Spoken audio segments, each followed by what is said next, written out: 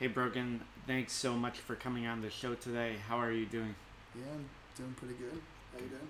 Yeah, I'm not bad. I see you have your Nescafe cold brew here. Yeah, I got two of them actually. Fancy. So tell me a little bit about how you got into martial arts. I know you started pretty young, correct? Yeah, I've been doing taekwondo since I was about 6. Um, I only started going about like one time a week while I was for about a year until I started getting serious more into taekwondo. I found it was like a good avenue to express myself. And you competed in Taekwondo pretty regularly in Australia, correct? Yeah, I competed up until I was about 20 or something. Mm-hmm. I traveled a lot. I went overseas a number of times to Korea, Vietnam, Malaysia. Yeah, a lot of the Asian countries. Mm-hmm. And then you moved to America for a little bit and picked up some wrestling. Or wait, you were in Australia and you got into MMA there, correct? Yeah, so I started off with Taekwondo, and then when I was a bit older, I got into amateur boxing because I didn't know how to like use my hands, and in Taekwondo, doing that for so long, I got a bit like wanted to have confidence in my hands, so I went into that very like sportly and academically. I trained very hard, and then from that, UFC started getting pretty big, like MMA and stuff. So I started trying some jiu-jitsu, and then I kind of fell in love with like jiu-jitsu, and I ended up studying. Everyone was like, "Oh, you wrestle?" Because I was always so like to be on dominant from training. So I always like to be more of an aggressor, and then I went looking all over Australia to find wrestling clubs in different places because I wanted to try all the sports of MMA. And then I ended up meeting one of my best friends, Danny, who was doing his master's degree in Australia, and he wrestled in Arizona State in America. And so I heard about him from a friend that was wrestling at this MMA gym called Five Rings, and there was like a bunch of us, our guys. And from there, I saw him wrestle and move around, and I was like hooked. I was like, wow, I've never seen someone. Because in Australia, we don't really have wrestling at the time. It was more just like jiu-jitsu and a bit of boxing and stuff like that. So once I saw a wrestler, I was like, oh, I have to move to America to wrestle. Mm-hmm. And you tried out for Michigan State wrestling team, right? No, yeah. I first went up looking up colleges, and I was gonna go to Iowa. Mm-hmm. We're looking at different schools that I could do, and Danny was like, "Oh, you should walk onto a junior college first before." We were thinking about going to a low D1 Mm-hmm. or something, but trying to do the grades with all. I haven't wrestled before, and it'd be easier for me to walk onto a junior college. So I ended up looking up colleges, and then we used to know that Chael Sonnen actually was in one of the wrestling rooms. We heard about Clackamas because they were the top ranked school, Mm-hmm. and their semester started a little bit later. So actually, it felt better, and we're a bit worried that maybe if I went to Iowa, it was gonna be the best school or something. Yeah, Clackamas just ended up working out, so I moved to Oregon to do Wrestling. yeah. And you were there for 2 or 3 years, correct? Yeah, I was there for 3 years. Mm-hmm. And then you traveled a little more internationally, going to Russia and Holland. What was that like? Yeah, it's pretty good actually. I went after I wrestled in college. My best friend that I used to do MMA with was was living in Thailand about the same time, and he was living in Thailand for about 3 years. He fought in Lapini, fought in Max, and he invited me out after college because I didn't know if I wanted to go back into MMA or I wanted to keep wrestling. I wasn't sure what I was going to do next, but I wanted to try some martial arts again. And then so I went out to Thailand, and I was actually training at Singapore. Yep. Oh, Sing Patong. Yeah, yeah. Mm-hmm. And I was about to have my second fight there, and then I had a scooter accident actually on the same day. Mm-hmm. So then I had to go back to Australia, and then while I was in Australia, as I got healthy again, I started wrestling again at the wrestling club, and then I met this Russian guy who he said, yeah, you can come out to Russia, and he was from the good part of Russia. Mhm. And while I was in Thailand, I was still very much hooked on wrestling, so Mhm. I wanted to, just like Thailand, when you start Muay Thai in America, you hear about the Thai, so you have to go to the country to go see it for yourself. Mhm. How long were you in Russia for then? I went to Russia for about 4 months. Mhm. It was, yeah. Are there many Australians that go to Russia for wrestling? I feel like, at least the people that I know, Americans don't really go to Russia for wrestling. I guess I also am not that informed about where wrestling is strong and stuff. So. Oh, no, yeah, no, it's like, it was pretty rare to have an Australian out in, Russia. Mhm. And, like, there was a couple of guys from Argentina Mhm. there, and it's become more of a more popular place that people can go, but at the time, it was still, like, people were like, oh shit, you went to, like, near Dagestan, where Khabib's from, Mhm. and so it was, like, big culture difference. Yeah. What is it like over there besides cold? It was a pretty crazy experience. I flew into, like, a big open tarmac, and it was, like, a bit rubble building, and I was like, and I actually Hodjamurek Asalov, he's an Olympic champion, and he's, like, 5-time world champion, came to pick me up, which was pretty surreal. Mhm.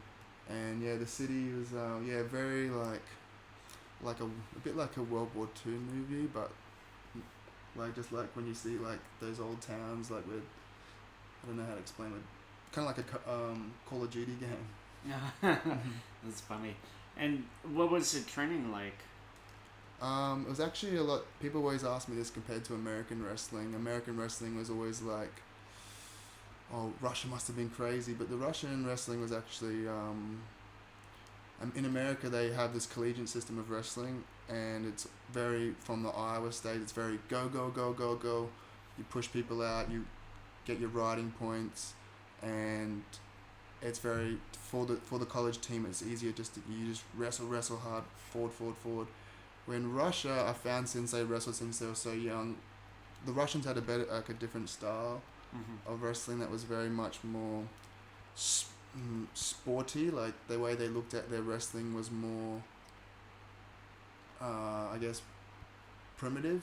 I guess Mhm. like more, just it's hard to explain in a sense, but. And so you were in Russia for 4 months, and then you came back to Thailand, or what happened after that? I was just after I wrestled in Russia. I ended up going from there to America because I hadn't seen my friends in a while for a holiday. I went to Coachella and stuff like that. Then from that, while I was in Europe, I ended up getting an all-round flight, and I was like, oh, I might as well try this Dutch kickboxing because at the time MMA was rising. You always used to hear about different styles, and all these styles were quite, I guess, exotic at the time. Just like when you would watch the K1 kickboxing days with like Borkow, and it was really cool to like, you'd hear the stories of Muay Thai, chop down the trees, and Mhm. it was just a different feeling back then. So, I was like, oh, I heard about this Dutch kickboxing. I used to watch some of these top famous fighters from Holland, so I ended up going over there to see what it was like after I knew I'd wrestled and done all these different disciplines. And then it was Holland was tough, just like it was that they spar hard. I saw the difference between like American MMA mentality. One of the biggest things I learned from Holland was the mentality when they kickbox. Mhm.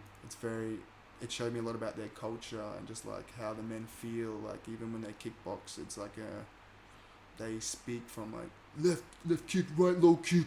Everything is like there's a lot of tension in the room as well with like the ego, the high energy. Like everyone feels they want to be the toughest and strongest in the room. Mhm. And what is the training like? I'm sort of more familiar with Dutch style training than I am wrestling, but it's a lot, like you said, a lot of sparring and stuff, right?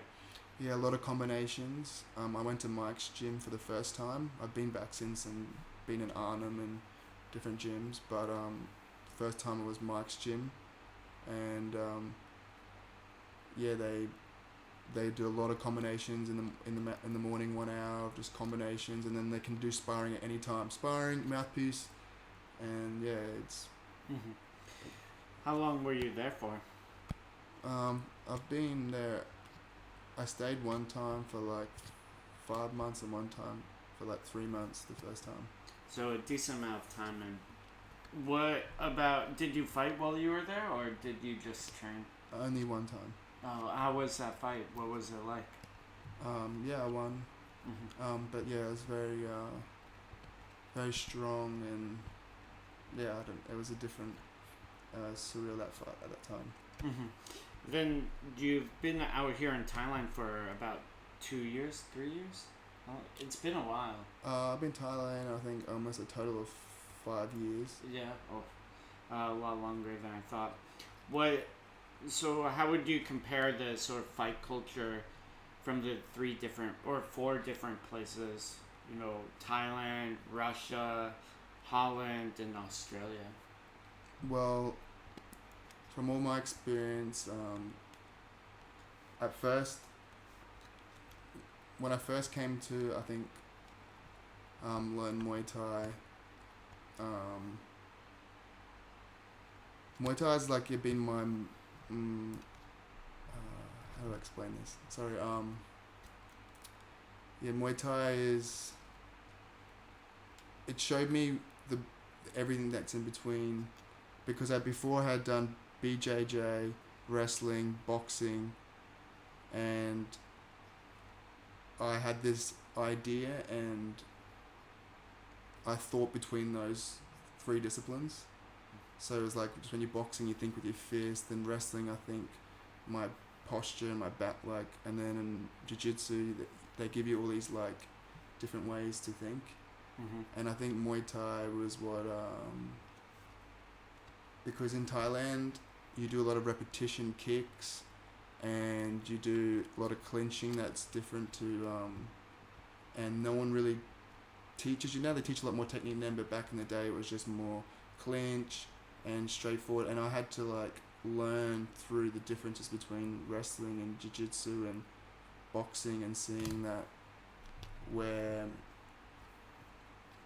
yeah, the posture in the game of Muay Thai changes compared to like these other sports. Mm-hmm. And you've been training out of FA group for quite some time. Have you trained at other gyms besides FA? Yeah, I trained at Singapore. Mm-hmm. I trained. Then my friend, when I went back, moved to Sompanont, Phuket, and so I ended up training out at Sompanont, Phuket when I went back. Mm-hmm. And then from there, I started to learn more and more about Muay Thai, hearing about names. So I wanted to move. I heard about Bangkok, so I lived in Phuket for almost a year, and then I made my first move to Bangkok, and then Bangkok shocked me because it was a big cultural difference Mm-hmm. compared to what I was used to. I used to have an idea of what Thailand was like, and then I came to Bangkok, and it like changed a lot of things. How did it change, or what did it change?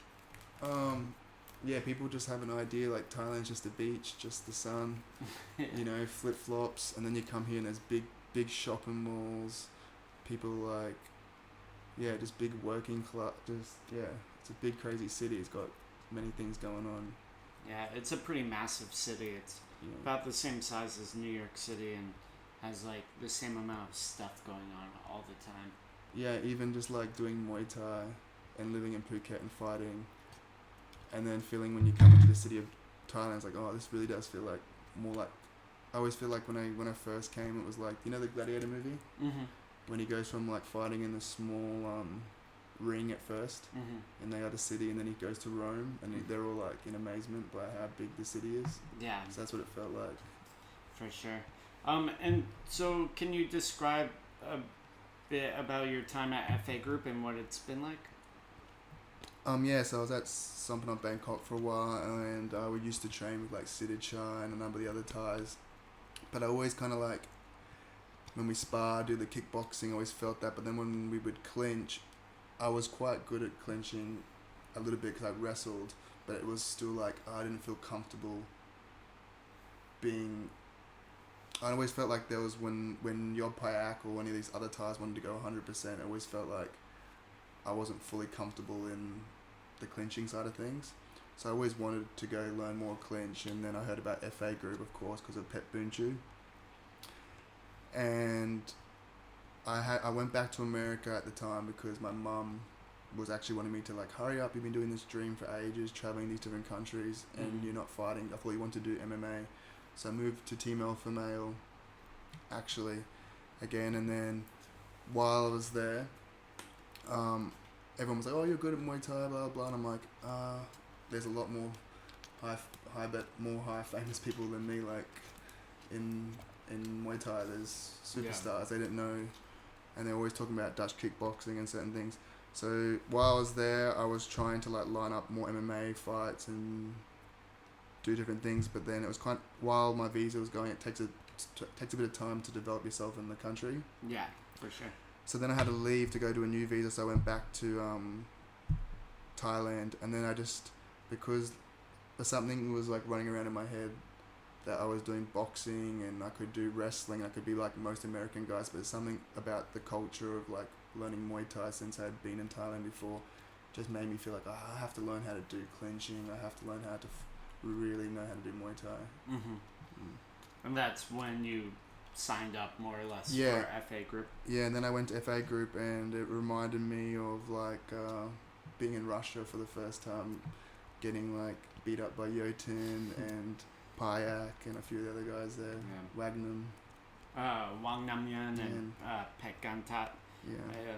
I mean, Yotin is like 10 kilos lighter than you. Yeah. And he still murders everyone.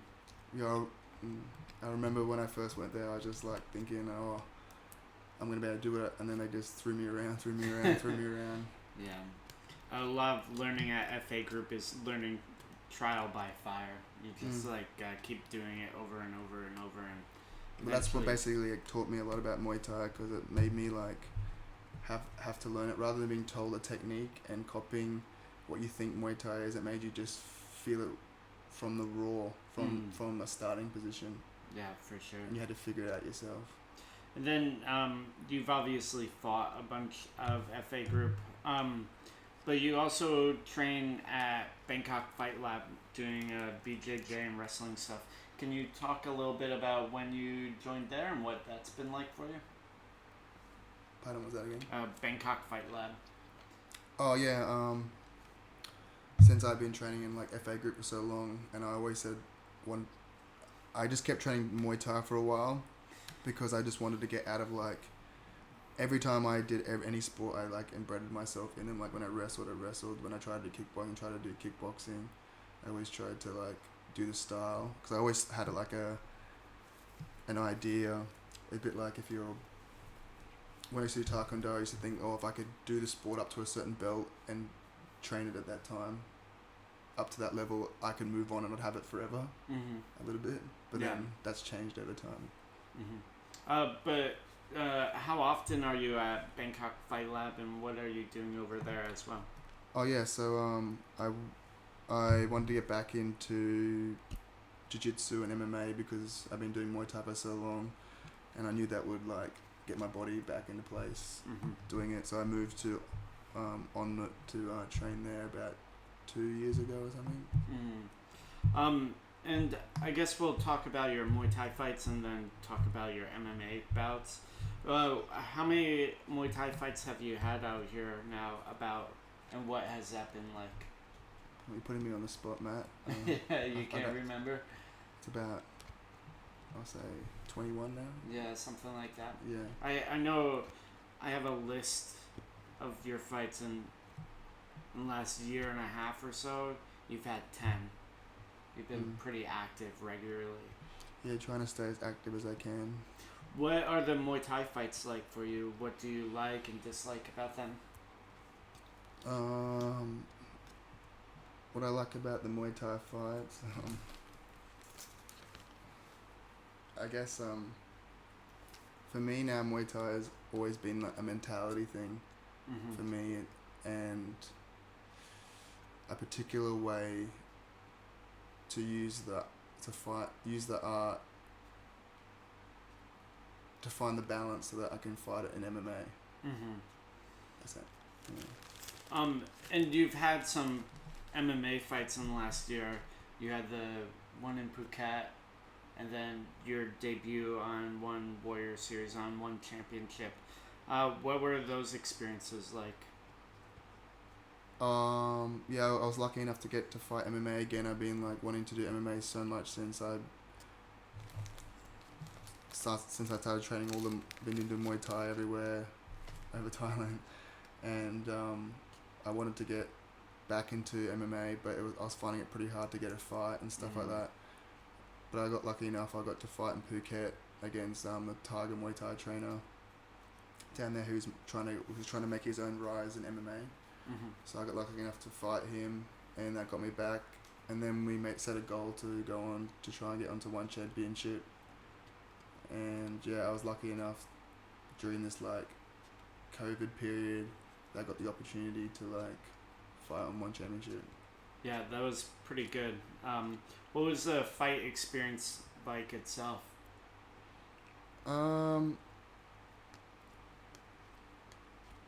It's funny once you get there, I guess, for me, because fighting's changed. My mentality's changed so much since I fight for like I fight for the ride of feeling free out there. So it's like before it used to be like, oh, I have to win for a certain goal, but now it's like I like to fight and then be able to see what I can do when I watch it back. Like I'm amazed by my own performance. Yeah, it was both fights you won. Did you win the one in Phuket by rear naked choke? Yeah, I won the one by rear naked choke too. I usually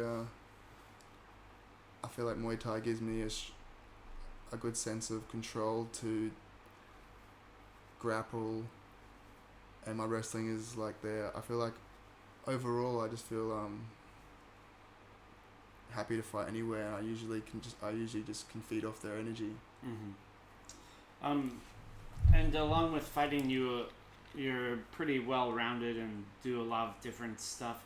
You also do a fair amount of modeling. Can you talk about that and how you got into it? Yeah, I got pretty lucky with the whole modeling thing. I think the whole modeling thing changed my life a little bit. I actually met 3 random models one night, and then that led to, and I actually got injured at the time. I suffered a pretty bad injury at training. I got knee in the balls, and it put me out for a little bit. And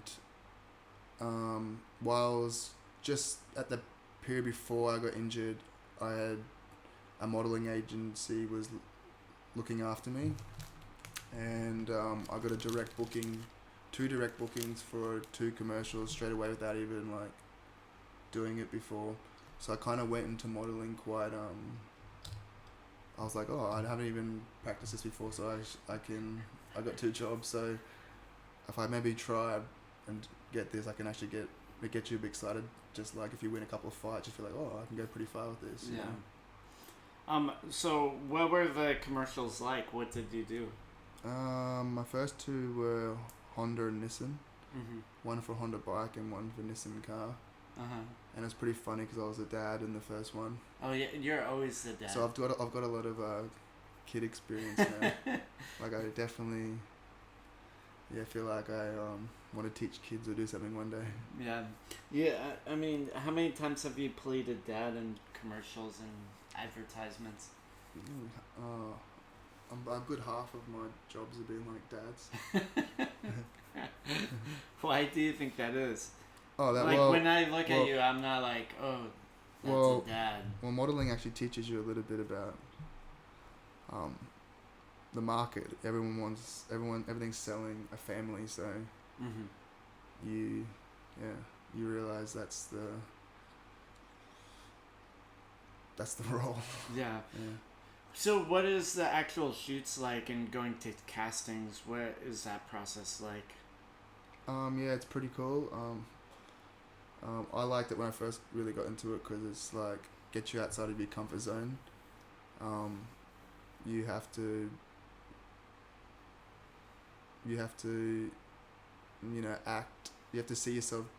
You have to kind of like at time when you get into the good thing about modeling, it teaches you a little bit about like let's say you want to be a dad. You in the castings they tell you what they're looking for, how to be cool, chin up, chin down, left, right. They teach you a lot about your body posture, and then through that, I guess you a bit. How do I explain this? It's a bit like learning. Well, I explain everything in terms of martial arts, I guess. So when I explain modeling, it teaches you a lot about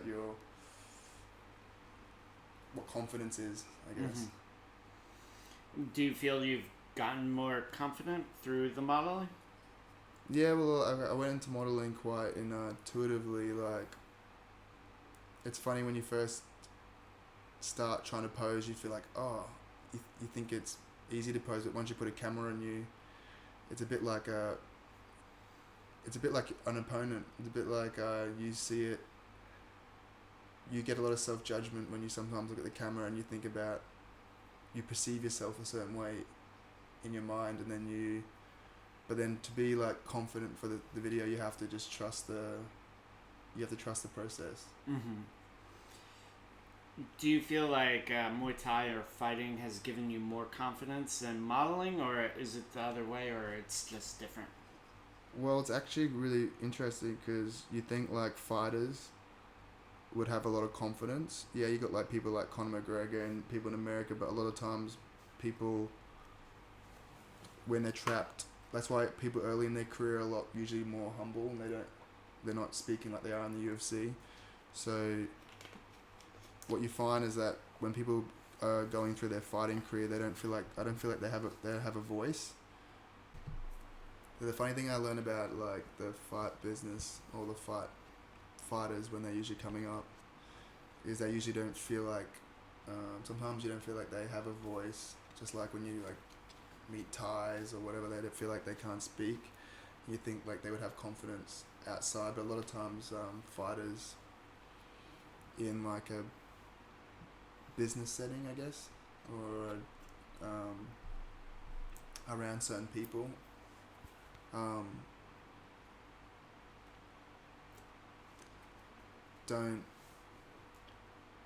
can be still like not know when to. Oh, it's so hard to explain this actually.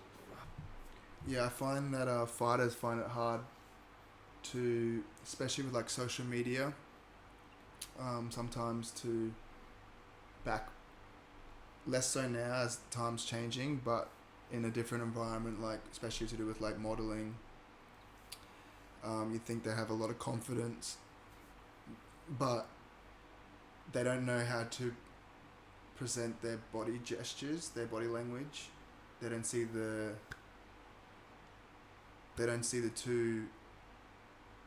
I think it's like people get so trapped inside their environment of what they're doing, mm-hmm. that they can't break out of it, or yeah like you become so when I used to box in like Muay Thai, and you especially like when you go out with people, I find that you the reason you get shy to do things outside of your own gestures is because you're living this fighter story. Like you're staying, so you don't know. Every day you're in the gym, but then when you go out around other people, it's hard for you to. That becomes your comfort zone. And I think like modeling and stuff teaches you to. Just that business of like, you're not just who you are, and who you tell yourself that you are. I always found like when the first time I went on a TV show, The Face, I found it really interesting that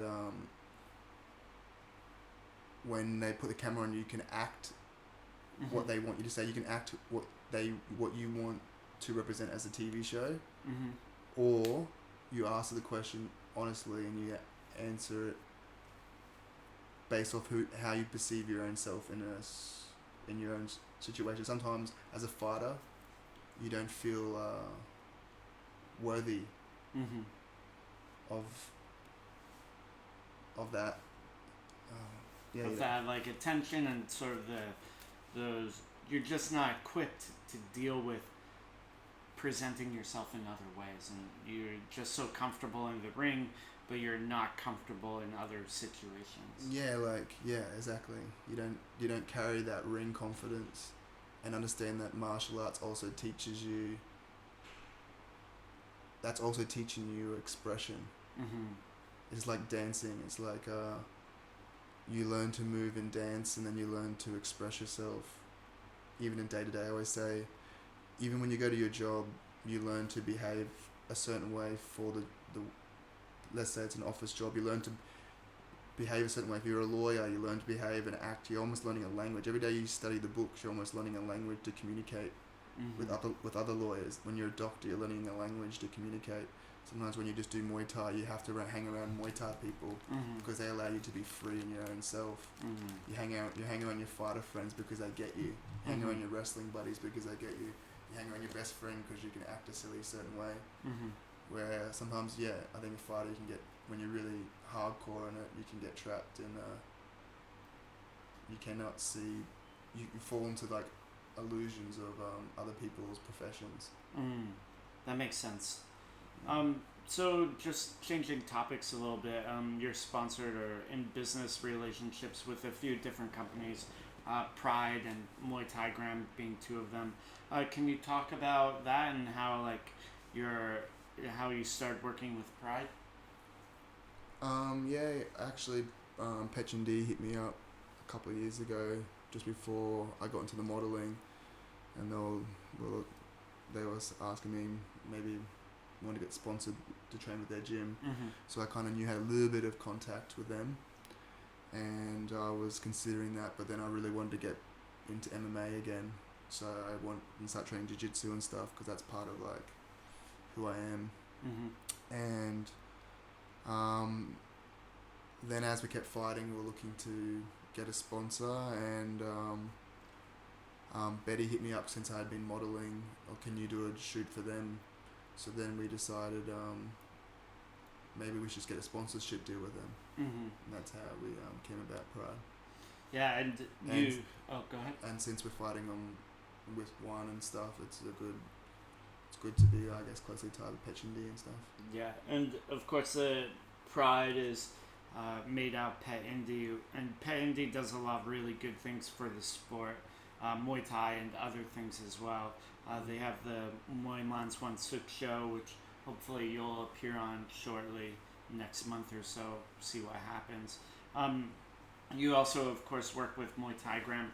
What has that been like for you? They've been really good.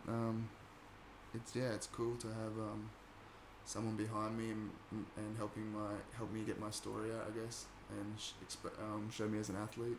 Mm-hmm. What are some of your goals with your fighting and just your business and everything?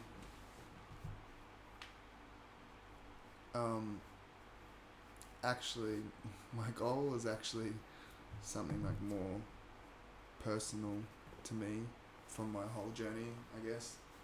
My whole goal, ever since I got into martial arts, it's been like a big journey.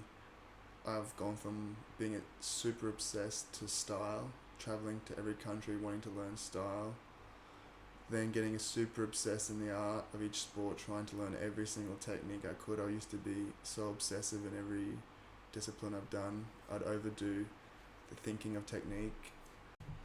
So obviously you do a lot of training and whatnot. What do you do with your free time?